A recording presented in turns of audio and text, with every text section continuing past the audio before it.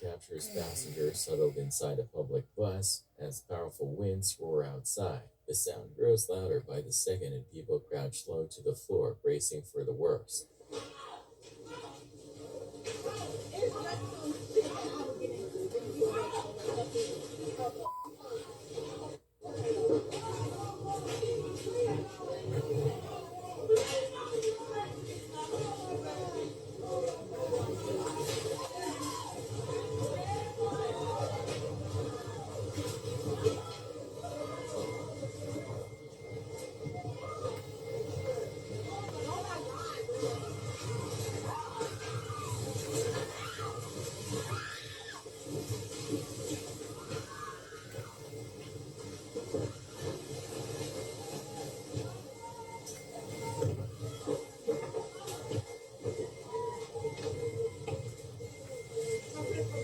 Outside, a windstorm barrels through, strong enough to rattle the doors and blast debris through any opening. Leaves, dusts, and dirt swirl across the bus floor. Everyone stays down, waiting it out. Despite the chaos, no one's hurt, but the scene is a clear reminder how fast nature can turn a routine ride into a frightening experience.